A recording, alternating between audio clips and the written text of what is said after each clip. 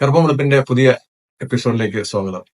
കേരളത്തിലെ രാഷ്ട്രീയ രംഗത്ത് ശ്രീമതി വീണ വിജയന്റെ അല്ലെങ്കിൽ നമ്മുടെ മുഖ്യമന്ത്രിയുടെ മകളുടെ പേര് വളരെ സജീവമായി നിൽക്കുന്ന സമയമാണ്.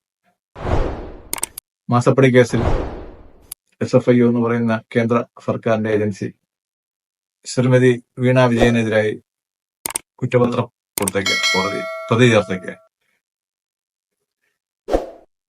ഇവിടെ നമ്മൾ കൂട്ടി വായിക്കേണ്ടത് ഏറ്റവും അവസാനം വീണ വിജയനെ പറ്റി ശ്രീമതി സ്വപ്ന സുരേഷ് പറഞ്ഞത് ആരോപണങ്ങൾക്ക് നിഷേധിക്കുന്നുവെങ്കിൽ മുഖ്യമന്ത്രി മകളും തനിക്കെതിരായി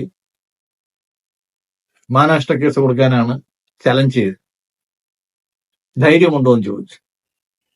അതിനുശേഷം സ്വപ്ന സുരേഷിനെ പറ്റി മാധ്യമത്തിൽ ഒരു വിവരവും ഇല്ല. കഴിഞ്ഞ ജൂൺ മാസത്തിലായിരുന്നു സംഭവിച്ചത്. ഇപ്പോൾ കൃത്യം 10 മാസമായി.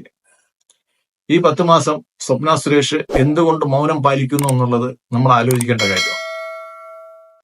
മുഖ്യമന്ത്രിക്ക് മകൾക്കെതിരായിട്ട് ആരോപണം ഉന്നയിക്കുകയും മാനനഷ്ട കേസ് കൊടുക്കാൻ വെല്ലുവിളിക്കുകയും ചെയ്തതിനു ശേഷം ഒരു സോഷ്യൽ മീഡിയ പോസ്റ്റ് പോലും ശ്രീമതി സ്വപ്ന സുരേഷിന്റെ വകയായി നമുക്ക് കാണാൻ സാധിച്ചിട്ടില്ല. ഒരു ഫേസ്ബുക്ക് ലൈവില് 5 ലക്ഷത്തോളം വ്യൂവേഴ്സ് ഒരു സമയത്തുണ്ടായിരുന്നു. വീണ വിജയനെ പറ്റിയിട്ടും പിണറായി വിജയനെ പറ്റിയിട്ടും സ്വപ്ന സുരേഷ് എന്താണ് പറയുന്നതെന്ന് അറിയാൻ വേണ്ടി കാതോർത്തിരുന്ന കേരളം കഴിഞ്ഞ 10 മാസമായിട്ട് സ്വപ്ന സുരേഷ് സൈലന്റ് ആയത് എന്തുകൊണ്ട് എന്ന് ആരും അന്വേഷിക്കുന്നില്ല.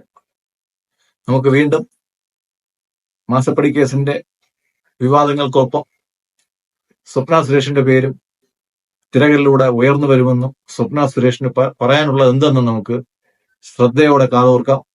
നിങ്ങളേവരും കാത്തിരിക്കുക. നന്ദി, നമസ്കാരം.